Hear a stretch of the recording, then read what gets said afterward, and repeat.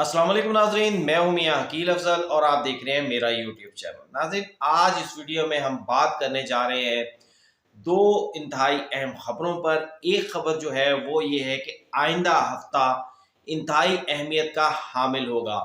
हुकूमत की जानिब से प्लान तैयार कर लिया गया है। इस हवाले से अदलिया भी इंतहाई अहम फैसले कर सकती है और हुकूमत भी अहम फैसले करने जा रही है। ये फैसले क्या होंगे, इसकी तफसीलात आपके साथ शेयर करूंगा। दूसरी जानब मरीम नवाज साहबा की जानिब से एक बड़ा कदम उठाने का फैसला किया गया है ताकि वफाक के लिए को मुश्किल से निकाला जा सके। ये फैसला क्या है, इसकी तफसीलात भी आपके साथ शेयर करूंगा। तो नाज़रीन, इससे पहले कि मैं अपने आज के इस व्लॉग का बाकायदा आगाज़ करूं, मेरी आपसे दरख्वास्त है फौरी तौर पर यूट्यूब पर जाएं, चैनल को सब्सक्राइब करें और बेल आइकन का बटन प्रेस कर दें ताकि मेरी जानिब से बनाई जाने वाली तमाम वीडियोस आप तक फौरी पहुंच सकें। अब नाजरीन, बाकायदा आज के इस व्लॉग का आगाज़ करता हूं सबसे पहले इस खबर के साथ कि अच्छी खबर है। मरीम नवाज साहबा, हम सब ने सुना है कि वफाकी हुकूमत की जानिब से PIA को बेचने का फैसला किया गया।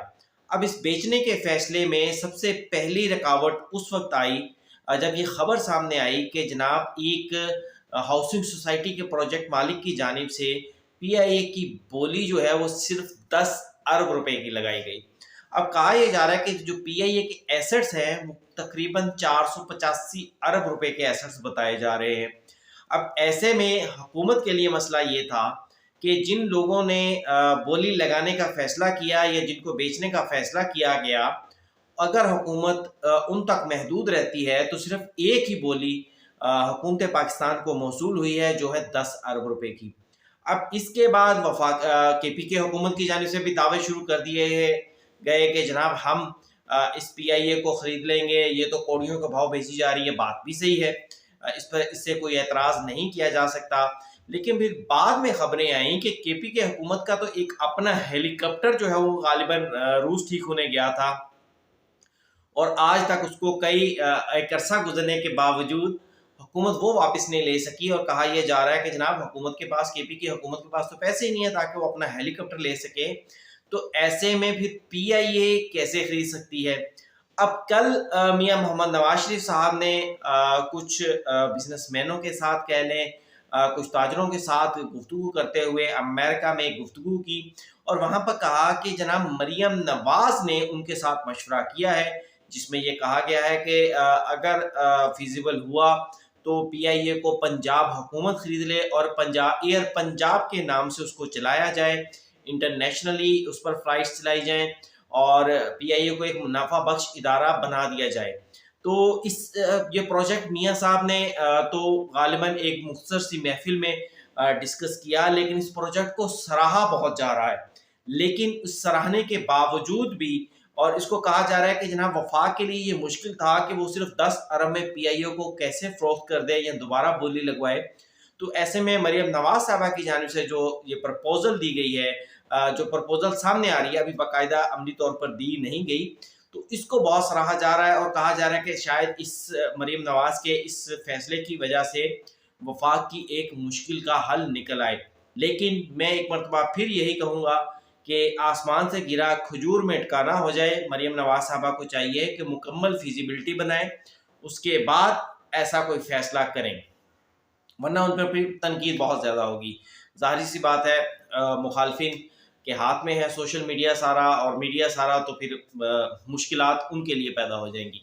अब नाज़रीन आते हैं दूसरी बड़ी खबर के लिए कि आइंदा हफ्ता जो है जो कि कल से शुरू हो रहा है, ये इंतहाई अहम है। हुकूमत और अदलिया दोनों बड़े फैसले कर सकती हैं। एक बात तो ये है कि नाज़रीन, चीफ जस्टिस याहिया आफरीदी ने जिस रोज़ हलफ उठाया 26 अक्टूबर को, उसी रोज़ उनकी जानिब से कुछ बड़े फैसले किए गए। अब वो बड़े फैसले क्या है मैं आपको बताता हूँ। चीफ जस्टिस याहिया आफरीदी ने सबसे पहले जो है वो 28 को एक फुल कोर्ट इजलास तलब कर लिया। उस फुल कोर्ट इजलास के हवाले से भी हमारे बहुत सारे साथियों ने, दोस्तों ने ये खबरें दी कि जनाब फुल कोर्ट इजलास होगा तो जनाब बस क्या कहते हैं, हुकूमत की जो है वो बाजी पलट जाएगी اور فل کورٹ اجلاس کے بعد فل کورٹ ایک بینچ بنا دیا جائے گا اور فل کورٹ بینچ جو ہے وہ حکومت کا دھرن تختہ کر دے گا. عمران خان کو جیل سے باہر نکال لیا جائے گا اور اس کے بعد جناب جو ہے وہ عمران خان کو حکومت دے دی جائے گی. خیر یہ تو ان کے خواب تھے جو اسی 28 اکتوبر کے اجلاس میں پورے نہیں ہوئے. پھر دوسرا اسی روز ان کی جانب سے ایک پریکٹس اینڈ پروسیجر کمیٹی کی کانسٹیٹیوشن تبدیل کر دی گئی. اب میرے نزدیک کیونکہ چیف جسٹس یحییٰ آفریدی نے اب اس پریکٹس اینڈ پروسیجر کمیٹی میں جسٹس منیب کو شامل کر لیا گیا. چیف جسٹس قاضی فائز صاحب کے دور میں جسٹس منیب اختر کو نکالا گیا تھا. تو اب میرے نزدیک دیکھیں دو باتیں تو بڑی واضح ہیں کہ چیف جسٹس یحییٰ آفریدی نے 3 سال کے لیے چیف جسٹس بطور چیف جسٹس کام کرنا ہے. جسٹس منیب سے بھی ان کا پالا رہنا ہے, جسٹس منصور علی شاہ سے بھی پالا رہنا ہے. تو ایسے میں جسٹس یحییٰ آفریدی جو چیف جسٹس آف پاکستان ہیں ان کے لیے اس سے بہتر لاہے عمل کوئی نہیں ہو سکتا کہ وہ ان دونوں جج صاحبان سے بنا کر رکھیں, دونوں جج صاحبان کو ساتھ لے کر چلیں. تو یہ جو دونوں اقدامات تھے, فل کورٹ کا اجلاس بلانا اور اس کے ساتھ ساتھ supreme court practice and procedure committee کو تبدیل کرنا, یہ دونوں اس بات کی خمازی کرتے ہیں کہ جناب چیف جسٹس یحییٰ آفریدی کے یہ فیصلے صرف اور صرف عدلیہ کو ملانے کے لیے, عدلیہ کو یکجان کرنے کے لیے ہے. اب ناظرین اس کے بعد بھی کچھ بڑے فیصلے ہونے جا رہے ہیں. وہ بڑے فیصلے کیا ہیں وہ بھی میں آپ کو ساتھ تفصیل شیئر کرتا ہوں. چیف جسٹس یحییٰ آفریدی نے ایک تو 5 اکتوبر کو یعنی منگل کے روز جوڈیشل کمیشن کا اجلاس طلب کر لیا ہے. اس جوڈیشل کمیشن کے اجلاس میں آئینی بینچ کو تشکیل دیے جانے پر غور کیا جائے گا. یہ وہ اہم فیصلہ ہے جس پر نظریں حکومت سمیت سب کی لگی ہوئی ہیں. نمبر 1 بات. نمبر دوسری بات, اب اس آئینی بینچ کی کانسٹیٹیوشن میں بھی ایک جو ہے وہ چھٹلی چھوڑی جا رہی ہے بار بار انہی لوگوں کی جانب سے جو چیف جسٹس یحییٰ آفریدی کے حلف اٹھانے کے خلاف تھے, جو چیف جسٹس یحییٰ آفریدی کے نومینیشن کے خلاف تھے. اب ان کی جانب سے کہا جا رہا ہے کہ جناب چیف جسٹس یحییٰ آفریدی جسٹس منصور علی شاہ کو آئینی بینچ کے لیے نومینیٹ کر سکتے ہیں, اور پھر جسٹس منصور علی شاہ اگر آئینی بینچ کے لیے نومینیٹ ہوتے ہیں تو پھر اس کے اثرات خود چیف جسٹس یحییٰ آفریدی کو بھی بھگتنے پڑ سکتے ہیں. یہ میری رائے ہے. لیکن دوسری جانب جوڈیشل کمیشن کے حوالے سے کچھ حکومت نے بھی پلان بنا لیا ہے. حکومت کا پلان کیا ہے وہ بھی میں آپ کے ساتھ شیئر کروں گا. اب ایک تو 5 اکتوبر کو یہ جوڈیشل کمیشن کا اجلاس ہو رہا ہے. پھر 7 نومبر کو اے ٹی سی کورٹس کے جو انتظامی جج ہوتے ہیں ان کا ایک اجلاس طلب کر لیا گیا. ہوتا یوں ہے کہ ہر صوبے میں جتنے بھی انسداد دہشت گردی کی عدالتیں ہوتی ہیں ان پر ہائی کورٹ کا ایک جج انتظامی جج ہوتا ہے. پھر اس کے بعد ایک سپریم کورٹ کا جج جو ہے وہ بھی ان اے ٹی سی کورٹس پر یا ان ججز کے حوالے سے یا اے ٹی سی جج جو ہے وہ لگایا جاتا ہے. اب ایک پروپیگنڈا نیا کیا جا رہا ہے جو کہ کل سے سوشل میڈیا پر یہ چل رہا ہے کہ chief justice of Pakistan Yahya Afridi ان اے ٹی سی کورٹس کے نگران جج کے لیے یا اے ٹی سی کورٹس کے لیے جو جج لگایا جاتا ہے سپریم کورٹ سے, اس کے لیے Malik Shahzad Ahmad Gheba, justice honourable justice Malik Shahzad Ahmad Gheba sahib کا نام جو ہے وہ بار بار سوشل میڈیا پر چل رہا ہے. اس کی تصدیق یا تردید تو ابھی تک نہیں ہوئی جب تک الٹیمیٹلی کوئی فیصلہ نہ ہو جائے, لیکن یہ نام جان بوجھ کے چلایا جا رہا ہے. میں آپ کو بتاتا ہوں کیوں. ہمارے بہت سارے دوست جب وزارتیں تقسیم ہو رہی ہوتی ہیں, جب سینیٹرز کی سیٹیں تقسیم ہو رہی ہوتی ہیں, تو بہت سارے لوگ ہم صحافیوں سے کہتے ہیں کہ جناب وہ ساڈا بھی نام چلا دیو, ذرا دوڑ چ نام آ جائے گا, وہ جناب ساڈا بھی نام چلا دیو کہ جناب میاں عقیل افضل وزیر داخلہ کے لیے جو ہے وہ فیورٹ ہیں, یا میاں عقیل افضل وزیر داخلہ بن سکتے ہیں, فلاں شخص فلاں منسٹری کا وزیر بن سکتا ہے. اب وہ خبر صحیح بھی ہو سکتی ہے, غلط بھی ہو سکتی ہے, لیکن ہوتا کیا ہے جس شخص نے بھی وہ فیصلہ کرنا ہوتا ہے تو پہلے بے شک اس شخص کے ذہن میں اس کا نام بھی نہ ہو تو پھر وہ نام اس کی سوچ میں آ جاتا ہے کہ یار یہ نام خبروں میں چلا ہے, کیسے چلا ہے یہ کوئی پتہ اس کو بھی نہیں ہوتا. لیکن وجہ پیچھے یہی ہوتی ہے کہ جناب ساڈا بھی نام چلا دیو.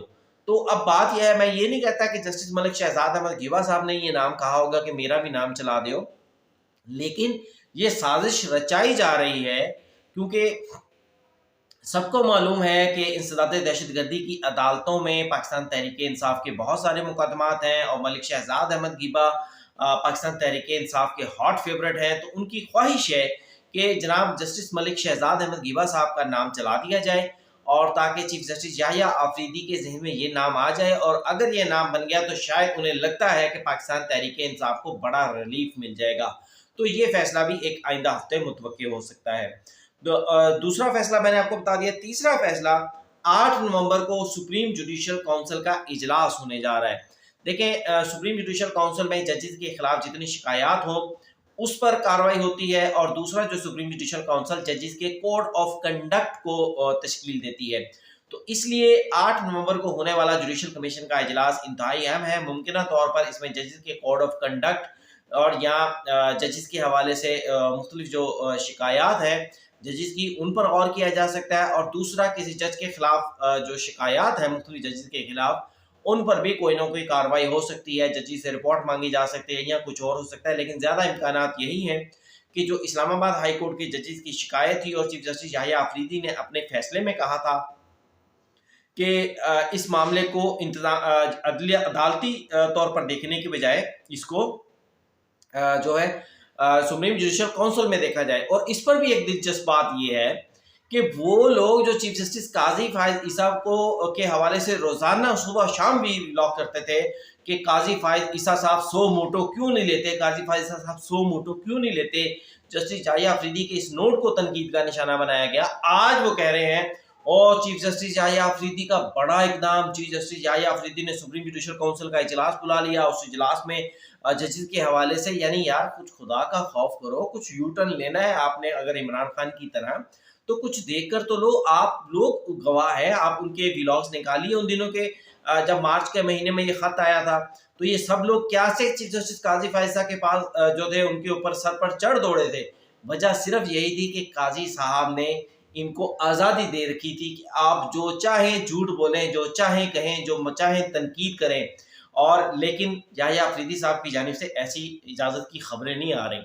اب ناظرین یہ تو میں نے بتا دیا چیف جسٹس یحییٰ آفریدی کون سے فیصلے کرنے جا رہے ہیں، یہ کون سے فیصلے متوقع ہیں۔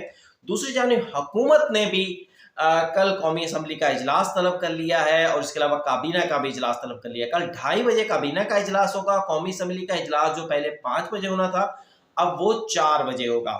اس اجلاس میں کہا یہ جا رہا ہے کہ پریکٹس اینڈ پروسیجر بل جو ہے وہ اس کو منظوری دی جا سکتی ہے، اور دوسرا ججز کی تعداد میں اضافے کا بل بھی دیا جا سکتا ہے۔ ججز کی تعداد میں اضافے کا بل انتہائی اہم ہے۔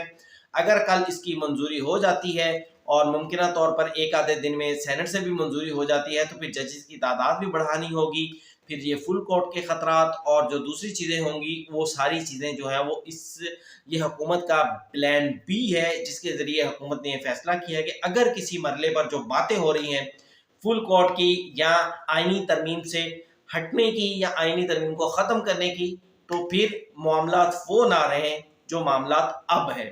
تو ناظرین یہ تھا آج کا ویلاگ کیسا لگا مجھے اپنے کومنٹس میں ضرور بتائیے گا۔ چینل کو لائک کرنا، سبسکرائب کرنا اور شیئر کرنا بالکل مت بھولیے گا۔ اجازت دیجیے، اللہ حافظ۔